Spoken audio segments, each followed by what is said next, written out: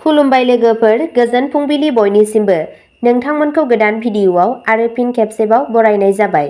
आं दिनै नोंथांमोननि सिगाङाव 3 कार्तिक 1436 मायथाइ एबा 20 अक्ट'बर 2023 मायथाइनि सानसेनि फानजामुथिखौ फरायथिनो लादों।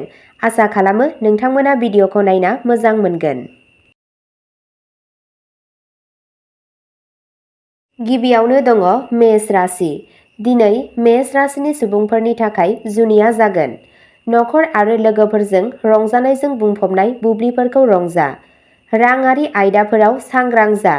बांद्राय खरसा खालामनाया गोसोआरि नारसिनथायनि जाहोन जानो हागौ। जिउ राहानि थिरांथाफोरखौ सांग्राङै ला। नोंथाङा मावख'आव फेरफाथिनाय हाबाफोर होजानो हागौ। फालांगिया मुलाम्फा गोनां जागोन। गोबाव समनिफ्राय थाबथानानै थानाय खामानिफोरा दिनै जाफुंसारगोन। फरायसाफोरा बादायलु आनजादफोराव जाफुंसार जानो हागोन। वृषभ राशि। दिनै नोंथाङा जिउ राहायारि हाबायाव मोजां फिथाइ नुनो मोनगोन। सुंज्रोबनि गेजेरजों नखरनि जेंनाफोरखौ सुस्रां। सोलोंथायारि नाजानायाव जाफुंसार जानो थाखाय गोब्राब नाजा। धोरोमारि हाबाफोराव नोंथांनि गोसो जानाया बांगोन। धोरोमारि हाबाफारिफोराव बाहागो ला। सावस्रिया मोनसे जिंगासिनांगौ जानो हागौ। गोजाम लोगोफोरखौ लोगो हमनाया जाथावना। नोंथाङा सासे बाहागोगिरिजों मोनसे गोदान फालांगियारि फालांगि जागायनो हायो। बेलासियाव आंगोफोरजों सम बारहोनो थाखाय माबा मोनसे जुनिया सानथांखि बानाय। मिथुन राशि। मिथुन राशिनि थागिबिफोरा गावसोरनि रोंग'थिखौ दिन्थिनो थाखाय गोबां खाबु मोनगोन। नोंथांनि बसआ नोंथांनि दिन्थिफुंनायजों गोहोम खोख्लैगोन। नोंथाङा फालांगियाव माबा मोनसे गोदान नाजानो हागोन। नोंथांनि रांखान्थियारि थासारिया दिनै मोजां जागोन। नोंथाङा सोलोंथायारि हाबाफोरावबो गोसो होगोन। नखरारि जिउआ खुसि जागोन। नोंथाङा नोंथांनि जिउ लोगोरिनिफ्राय मदद मोनगोन। नखरारि बिबानफोरखौ लानो गोसो गैया। साख्रिनि रोंग'साफोरा प्रम'शन मोननो हागौ। माखासे मावख'आरि हाबाफोराव नारसिनथायखौ बांहोनो हागौ। बिनिखाय गोसो हमथानो हायो आरो नारसिनथायखौ बाङाइ खालामनो थाखाय नखरजों सम हगार। कर्क राशि। माखासे थागिबिफोरा राङारि जेंनाजों मोगा-मोगि जानो हागौ। दावबायनायनि खाबुफोर सोमजिगोन। सम्पथिनि दान्थे-बिदान्थेनिफ्राय रेहाय। केरियारनि हेंथाफोरखौ बारग'नाय जागोन। नखरारि जेंनाफोरखौ सुस्रांनो नाजानाया फिथाइ गोनां जागोन। आयेनारि आयदाफोराव देरहागोन। मोजां मोनलायनायनि सोमोन्दोआव गोदैया फैगोन। न'आव गोजोन आरो खुसि थागोन। फालांगिनि थासारिया गोख्रों जागोन। सिंह राशि। दिनै नोंथांनि साना नोंथांनि थाखाय बेसादारि सुबिदाफोर आरो गोजोननायखौ बांहोनो थांगासिनो दं। नोंथाङा गावनि आय आरो खरसानि मोनसे समानथाय लाखिनांगोन। मानोना जुदि नोंथाङा आयखौ गोनांथि होयो आरो फिन बाहायोब्ला बेयो नोंनि थाखाय साबसिन जागोन। नोंथाङा नोंथांनि गोनांथिफोरखौ सायाव आबुं गोसो होगोन। इयुननि सोमोन्दै नोंथाङा माखासे गिदिर बिथांखिफोर बानायनांगोन। गुबैयै नोंथांनि खुदियानि इयुननि थाखाय। जायखिजाया गिदिर खैफोद लानायनिफ्राय गोजानाव था। नङाब्ला बेयो उनाव नोंथांनि खहा खालामनो हागौ। कन्या राशि। दिनैनि साना सरासनस्रा जागोन। खरसाखौ सामलाय। आबेग गोनां बायनायनिफ्राय गोजानाव था। दिनैनि साना गोलाव दावबायनाय आरो सम्पथि बायनायनि थाखाय मोजां। फरायसाफोरा गावसोरनि जिउ राहायाव जेंनाफोरजों मोगा-मोगि जानो हागौ। साख्रि नागिरग्राफोरा मोजां खौरां मोननो हागौ। सावस्रिनि बागै सांग्रां जा। सानफ्रोमबोनि यगा आरो ध्यान खालाम। मोनसे सावस्रिनां जिउ राहा नाजाव। तुला राशि। तुला राशिनि सुबुंफोरा दिनै गावसोरनि सावस्रिखौ लानानै बांसिन सांग्रां जानांगोन। अलसियानिफ्राय गोजानाव था।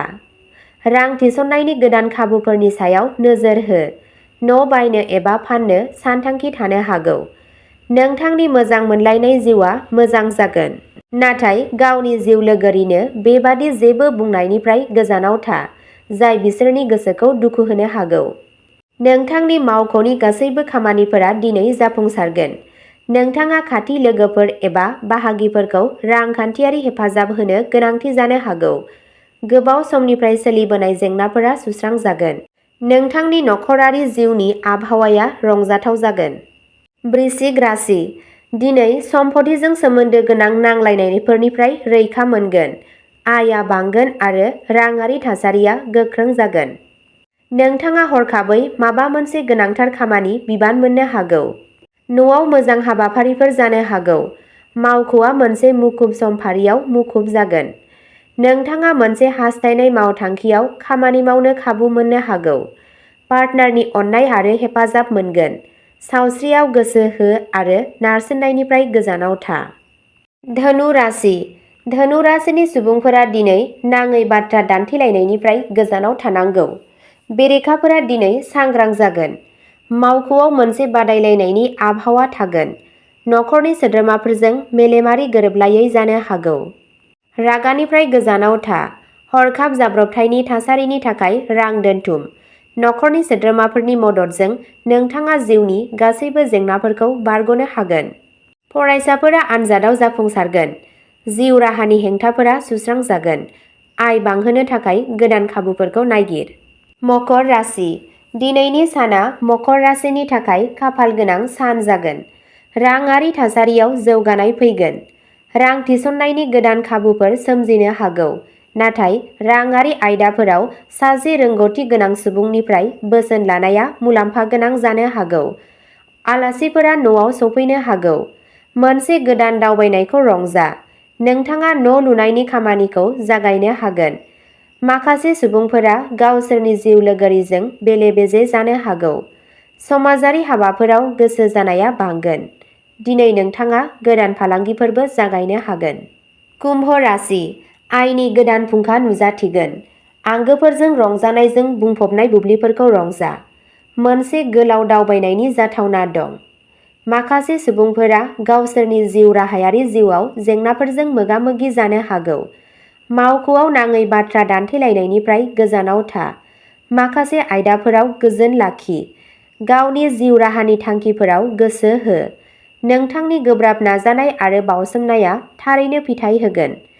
नोंथांनि जिउ राहायाव मख'जाथाव दावगानाय फैगोन। गारि सालायनाय समाव सांग्रां जा। ट्राफिक नेमफोरखौ मानि। मीन राशि।